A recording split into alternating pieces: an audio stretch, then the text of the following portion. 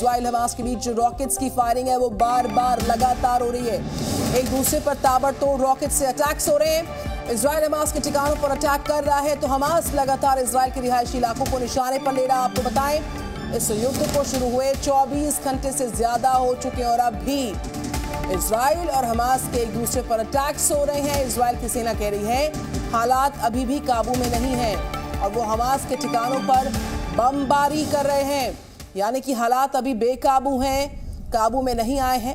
24 घंटे के आसपास का समय लगभग हुआ है इस वॉर को शुरू हुए और एक दूसरे पर रॉकेट्स की फायरिंग लगातार हो रही है। इजराइल हमास के बीच एक दूसरे पर ताबड़तोड़ अटैक्स हो रहे हैं, रॉकेट्स बरसाए जा रहे हैं। इजराइल हमास के ठिकानों पर अटैक्स कर रहा है ताबड़तोड़, तो हमास लगातार इजराइल के रिहायशी इलाकों को निशाना बना रहा है।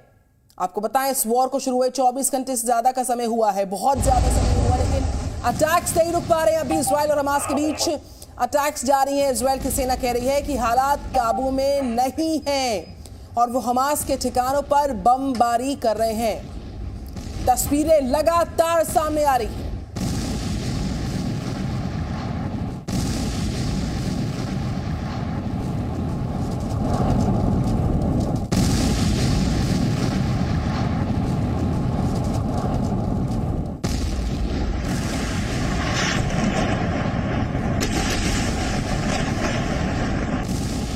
तो आप देख सकते हैं ये ताबड़तोड़ हमले जो हो रहे हैं, नुकसान जानमाल का बहुत ज्यादा, जिसको हम आंकड़ों में बयान नहीं कर सकते हैं। देखिए, इस बीच जानकारी आई कि जो डेथ टोल है इजराइल में वो 300 के पार पहुंचा है। बहरहाल कैसे इमारतें पूरी तरह से भरभरा कर जमींदोज हो गई हैं।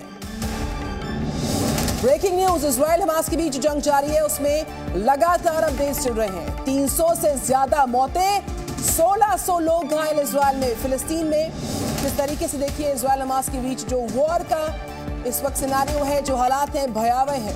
300 से ज्यादा लोगों की जान जा चुकी है, ये डेथ टोल बढ़ रहा है। 232 मौतें फिलिस्तीन में हुई हैं, 1700 घायल फिलिस्तीन में हुए हैं।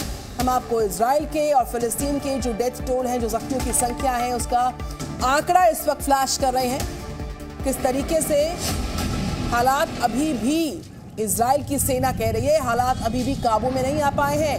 हमास के ठिकानों पर इजराइल की बमबारी लगातार हो रही है, डेथ टोल बढ़ रहा है, जख्मियों की संख्या बढ़ रही है और बड़े नुकसान की भयावह तस्वीरें पूरे इजराइल से सामने आ रही हैं।